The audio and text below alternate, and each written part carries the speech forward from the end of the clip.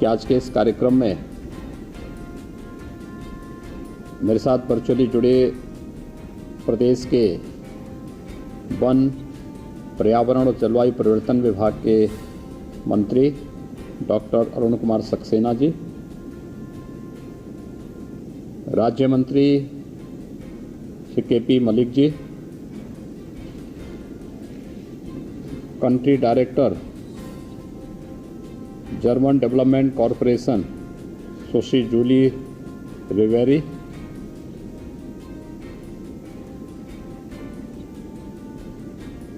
Director corporation Swiss development corporation Shri Jonathan Demenge, Padmashri Shri Shyam Sundar Paliwal, Padmashri Shri Satpal Singh ji, सौर ऊर्जा ग्राम पल्ली जम्मू से पधारे श्री रणधीर जी, गोरखपुर जंगल कोड़िया से श्रीमती प्रेमशीला जी, विभाग के अपर मुख्य सचिव श्री मनोज सिंह जी और उपस्थित सभी इस महत्वपूर्ण कॉन्फ्रेंस में उपस्थित पर्यावरण से जुड़े हुए सभी स्टेक होल्डर्स, उत्तर प्रदेश की सभी 58,000 ग्राम पंचायतों के प्रतिनिधिगण और उपस्थित भाइयों बहनों,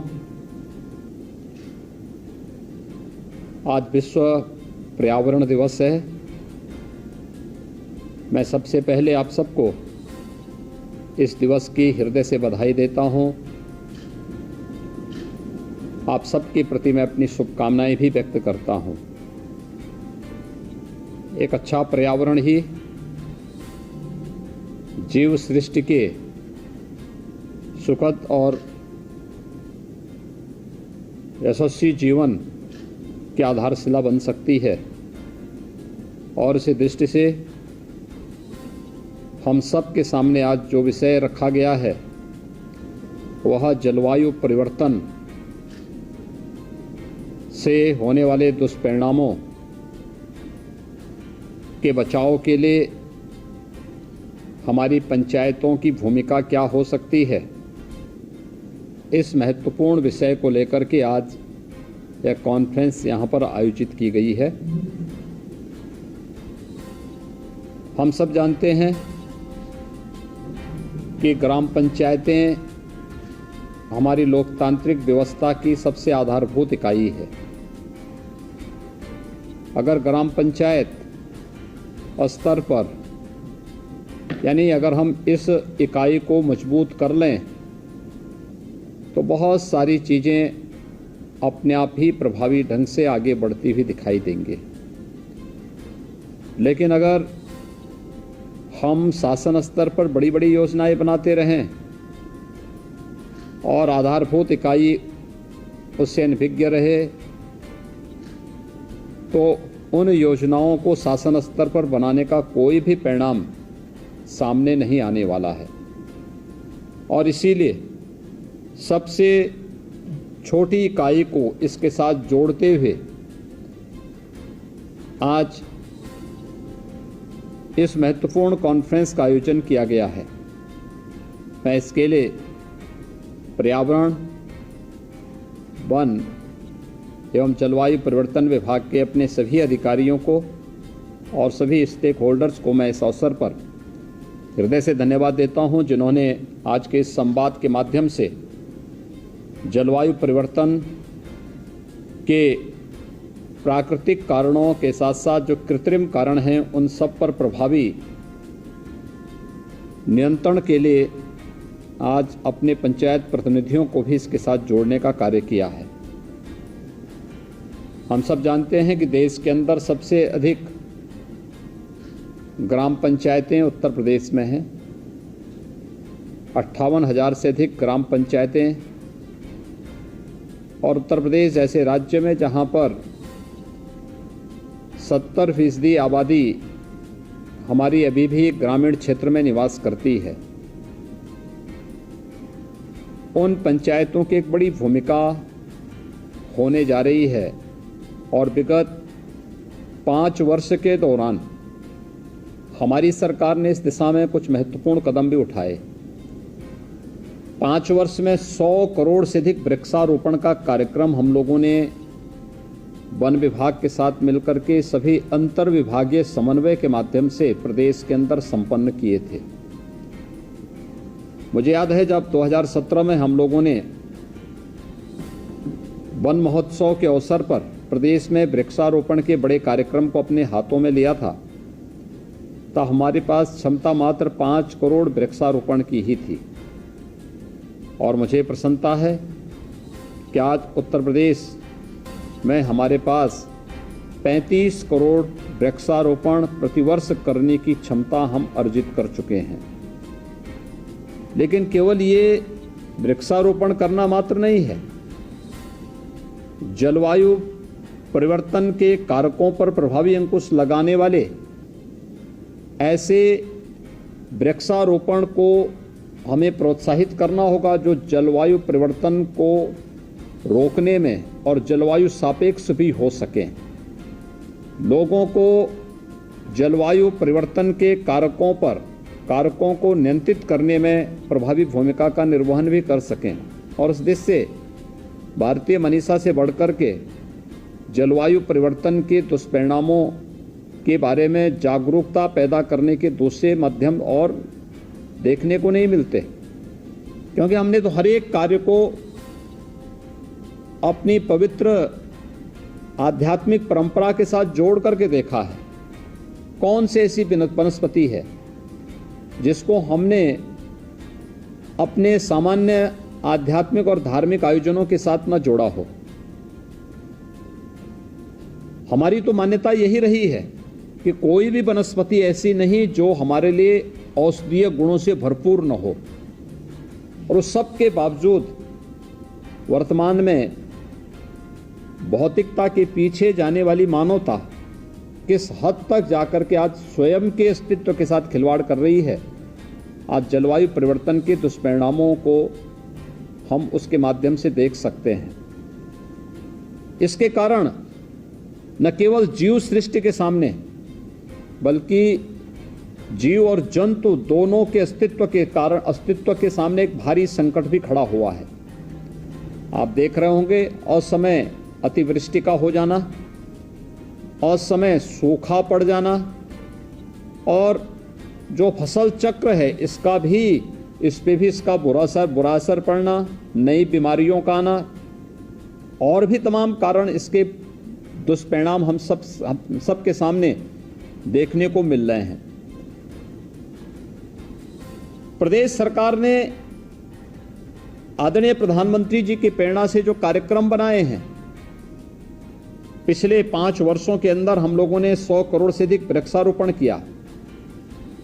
प्रदेश के अंदर 100 वर्ष से ऊपर के जितने भी वृक्ष हैं उन्हें विरासत वृक्ष के रूप में चिन्हित करके उनके व्यवस्थित संरक्षण की भी एक कार्य योजना लागू की है। और मैं आह्वान करूंगा वन विभाग के साथ साथ उन सभी विभागों का कि जो 100 करोड़ वृक्ष हम लोगों ने विगत 5 वर्ष के अंदर प्रदेश के अंदर रोपे हैं, उनकी सुरक्षा करना। किन्हीं कारणों से अगर कोई वृक्ष नष्ट हो चुका है, कोई पौधा नष्ट हुआ है, उसकी जगह दूसरा लगाना, फिर उसके संरक्षण की व्यवस्था करना और इसके क्लस्टर विकसित करते हुए हम प्रदेश में वन आच्छादन की स्थिति को जितना अधिक कर पाएंगे और प्रदेश के हित में उतना ही अच्छा होगा। दूसरा, जो हम लोगों ने विरासत वृक्ष के अभियान को आगे बढ़ाया था, हमारा प्रयास होना चाहिए कि इसको हम और तेज कर सकें। तीसरा, नेचुरल फार्मिंग को बढ़ावा देने के लिए यूनियन बजट में आदरणीय प्रधानमंत्री जी ने गौ आधारित खेती को प्रोत्साहित करने के लिए zero chemical, zero fertiliser, zero pesticide से युक्त वह खेती जो गौ आधारित होगी और जीरो बजट की होगी, सफलतापूर्वक ये खेती बहुत सारे प्रगतिशील किसान उत्तर प्रदेश में वर्तमान में कर रहे हैं। इसको प्रोत्साहित करने का एक विशेष अभियान हमारा होना चाहिए। इसके साथ हम सबको भी जोड़ना होगा। गंगा के पवित्र गंगा नदी के 5-5 किलोमीटर के दोनों दायरों में इस प्रकार की खेती और बागवानी को प्रोत्साहित करना। बुंदेलखंड जैसे क्षेत्र को हम लोगों ने प्राकृतिक खेती के लिए इस बजट में पूरा प्रावधान भी किया है और मैं आपका आह्वान करूंगा कि हम इसके साथ जुड़ें। सरकार इसमें सब्सिडी भी देगी। हर एक कमिश्नरी में हम लोगों ने इसके लिए टेस्टिंग लैब भी स्थापित कर दी है कि जो प्रोडक्ट किसान के यहाँ से आएगा उसकी मार्केटिंग करने की व्यवस्था, उसे हर प्रकार का प्रोत्साहन कर देने की व्यवस्था सरकार अपने स्तर पर करेगी। आज जब हम इस महत्वपूर्ण विषय के साथ जुड़े हुए हैं, यह वर्ष है देश की आजादी का अमृत महोत्सव वर्ष और प्रधानमंत्री मोदी जी ने हमें इस वर्ष के लिए प्रत्येक ग्राम पंचायत को कोई संकल्प दिया है। वह संकल्प है हर ग्राम पंचायत में 2 अमृत सरोवर बनाने का और कम से कम जनपद में, हर जनपद में कम से कम 75, यानी जहां बड़े नगर निकाय हैं वहां नगर निकाय में 75 अलग बनाए जाने हैं, ग्रामीण क्षेत्र में 75 अलग अमृत सरोवर बनाए जाने हैं। हमारा प्रयास हो जितने भी हमारे ग्राम प्रधानगण हैं, ग्राम प्रतिनिधिगण हैं, उन सब से मेरी अपील होगी कि हर ग्राम पंचायत में 2-2 अमृत सरोवर का निर्माण करना। अमृत सरोवर एक ऐसा सरोवर जो शुद्ध जल का एकत्रीकरण का माध्यम बने। इसको आप क्या कर सकते हैं? अमृत सरोवर के चारों ओर व्यापक पैमाने पर वृक्षारोपण करना। अमृत सरोवर का पानी, अमृत सरोवर का जल कहीं भी प्रदूषित न होने पाए, इसकी व्यवस्था देना। अमृत सरोवर के चारों ओर बागवानी को बढ़ावा देना। वहां पर तिरंगा लगाना, अपने आन मान शान के प्रतीक राष्ट्रीय ध्वज को राष्ट्रीय पर्वों पर फहराने की व्यवस्था करवाना। गांव के किसी स्वतंत्रता संग्राम सेनानी से, किसी शहीद परिवार से या कोई भी ऐसे महानुभाव से 15 अगस्त, 26 जनवरी, 2 अक्टूबर को ध्वजारोहण की कार्रवाई के साथ उसे जोड़ना, जिसका व्यक्तित्व गांव के लिए, वर्तमान और भावी पीढ़ी के लिए प्रेरणादायी हो, उनके माध्यम से उस कार्यक्रम को आगे बढ़ाना। मॉर्निंग वॉक पर जब लोग जाएं तो उस अमृत सरोवर के पास जाएं, वहां पर बैठ करके, उसके किनारे बैठ करके बेंच आदि लगा करके बैठने की व्यवस्था हो। अच्छे विषय पर गोष्ठी की जा सके। योग दिवस के अवसर पर योगासन के कार्यक्रम और योगिक क्रियाओं को लोग वहां पर प्राणायाम आदि की क्रियाएं, योगासन आदि की क्रियाओं को वहां संपन्न कर सकें। इस दृष्टि से उस पूरी व्यवस्था को उसके साथ जोड़ना। अमृत सरोवर इस रूप में विकसित करने की कार्रवाई, एक तो हमें प्रत्येक ग्राम पंचायत में कम से कम 2-2 अमृत सरोवर बनाए जाने हैं और मैं आह्वान करूंगा, बहुत सारे ग्राम पंचायतों ने इस कार्यक्रम के साथ अपने आप को जोड़ा है और जो बचे हुए हैं वे भी तेजी के साथ इस कार्यक्रम को करें। गांव में बहुत सारी बीमारियां समाप्त हुई हैं स्वच्छ भारत मिशन से। हम सबको याद रखना होगा कि अब गांव में हम जाते हैं, गांव की पगडंडियां, गांव की सड़कें साफ सुथरी दिखती हैं। आज से 5 साल पहले ऐसी स्थिति नहीं थी। गांव में पैदल आप नहीं जा सकते थे, गंदगी होती थी, बदबू आती थी। आज गांव साफ सुथरे हैं। इसका परिणाम तमाम प्रकार की बीमारियों से भी मुक्ति का मिला है। इंसेफ्लाइटिस समाप्त हो चुका है। कालाजार उत्तर प्रदेश ने नियंत्रित कर दिया है और भी तमाम प्रकार की ऐसी बीमारियां हैं जिनको हम लोग रोकने में सफल हुए हैं, लेकिन अभी भी हमें एक लंबी दूरी तय करनी है और इस दृष्टि से अमृत सरोवर के इस पवित्र कार्यक्रम के साथ हमें जुड़ना है। आज मैं गोरखपुर के संत कबीर नगर जनपद में गया था। संत कबीर नगर जनपद में मगहर में मध्यकालीन संत कबीरदास जी की निर्वाण स्थली है मगहर में, और मगहर से होते हुए बहती है एक छोटी सी नदी, आमी नदी। 5 वर्ष पहले आमी नदी की स्थिति क्या थी? 5 वर्ष पहले ये नदी सिद्धार्थ नगर से निकलती है, संत कबीर नगर, फिर गोरखपुर, फिर संत कबीर नगर, फिर गोरखपुर होते हुए गोरखपुर जनपद में राप्ती नदी में मिलती है। 5 वर्ष पहले इस नदी में इस मौसम में बहुत बदबू आती थी, पूरा पानी काला था। गोरखपुर में यानी अपने उद्गम स्थल से लेकर के जहां जहां ये नदी होते हुए जाती थी, पूरा पशुपालन की दृष्टि से कभी सबसे समृद्ध क्षेत्र माना जाता था। लेकिन एक समय ऐसा भी आया जब नदी के प्रदूषण के कारण खेती भी और बाड़ी भी दोनों ही इस पूरे नदी के दोनों ओर के नष्ट हो गए, लुप्त प्राय हो गए। और राप्ती नदी में जहां आमी नदी का जल मिलता था, जहां दोनों नदियों का संगम होता था, उसके आसपास भी सभी जलीय जीव नष्ट हो गए थे, क्योंकि गोरखपुर से होते हुए बहती थी नदी और गोरखपुर में ही संगम भी होता था। तो मैंने 5 वर्ष पहले बहुत सख्ती से इस बारे में कहा कि अगर नदी प्रदूषित रही तो हर एक स्तर पर जवाबदेही तय होगी। ग्राम पंचायत, नगर निकाय, जनपदों, सभी औद्योगिक इकाइयों, सबकी जवाबदेही तय की गई।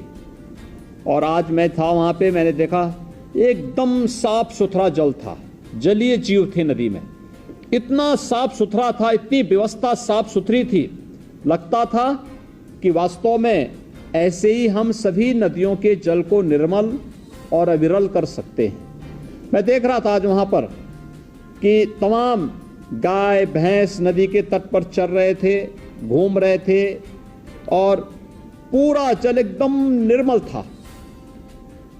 अगर आमी नदी निर्मल हो सकती है, कोई बदबू नहीं, एकदम साफ सुथरी थी, हम अपने गांव के तालाब को क्या साफ सुथरा नहीं कर सकते?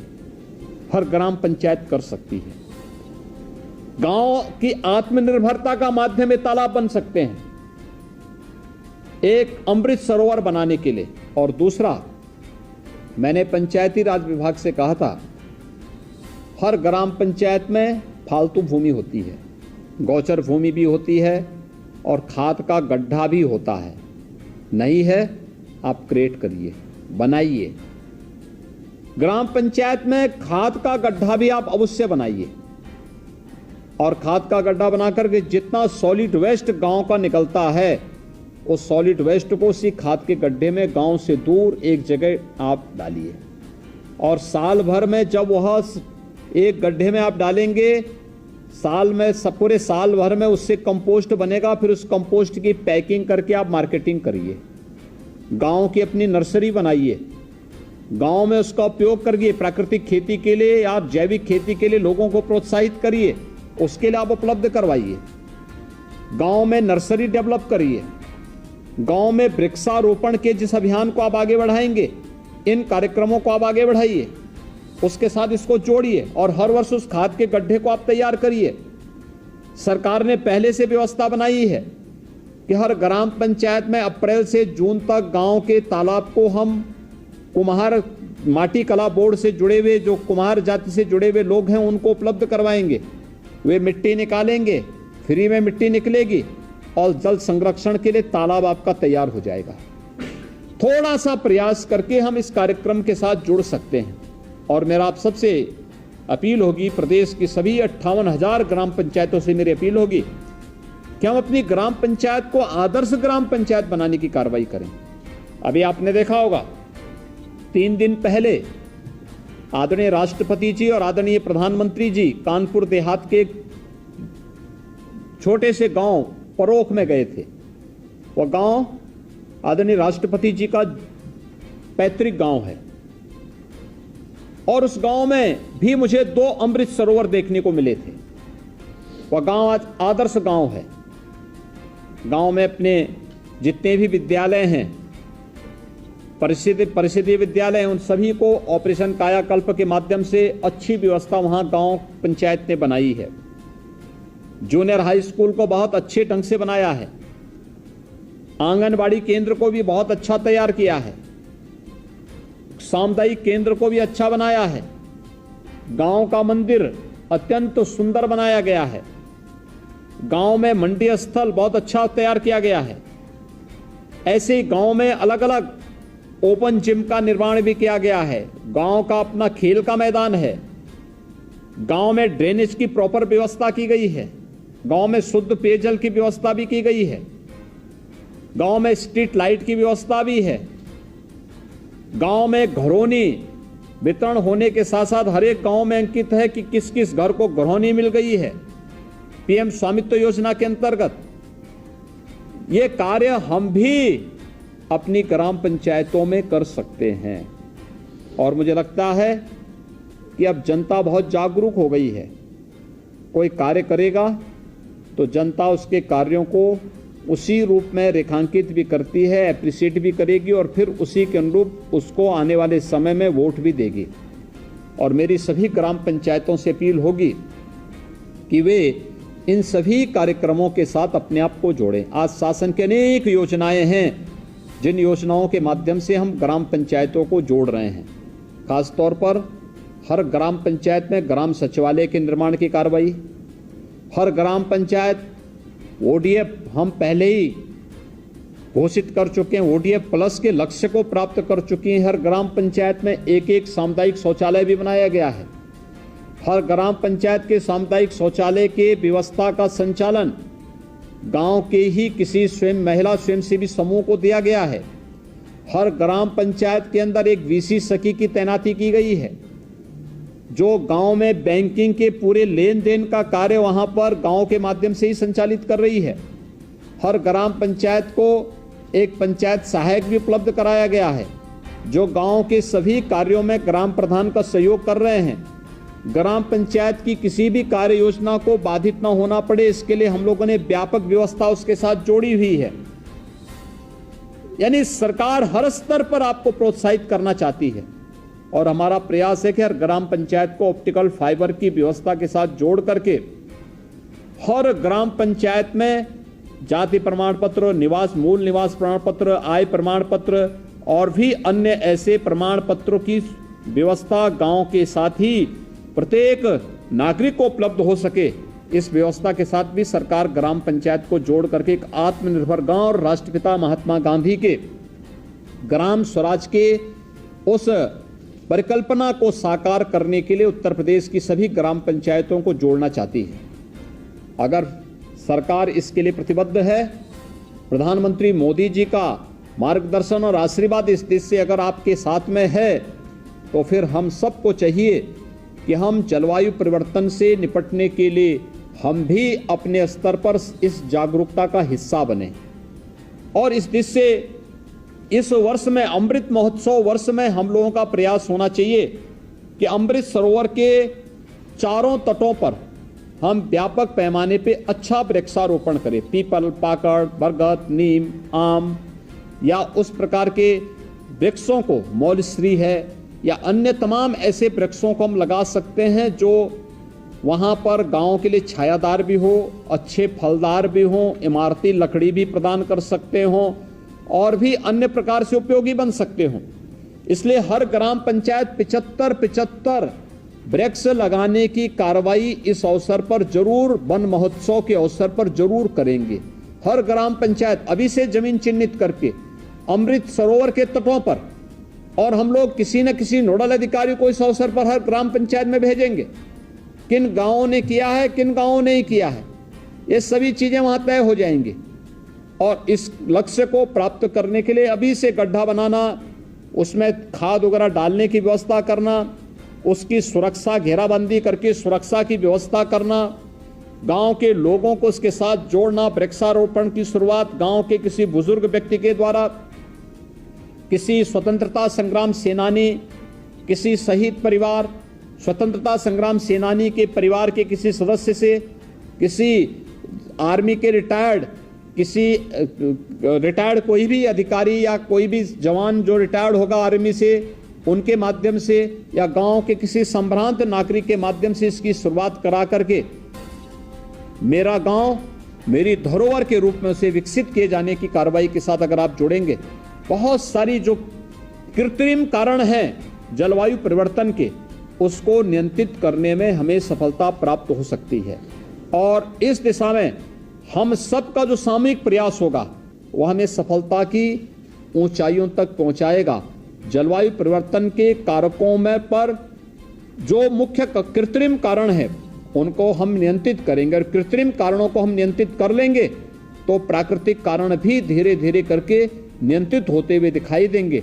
मुझे विश्वास है कि आज की ये कॉन्फ्रेंस ग्राम पंचायतों के माध्यम के साथ जुड़ते हुए पंचायती राज विभाग की इस कार्यक्रम को सफलता की नई ऊंचाइयों तक पहुंचाने में अपना योगदान देगा। अंतर विभागीय समन्वय के माध्यम से हम इन्हें प्रभावी ढंग से नियंत्रित करने में, इसको सफलता की नई ऊंचाइयों तक पहुंचाने में सफल होंगे। मैं इस पूरी कॉन्फ्रेंस के प्रति अपनी शुभकामनाएं देता हूं। बहुत बहुत धन्यवाद। जय हिंद।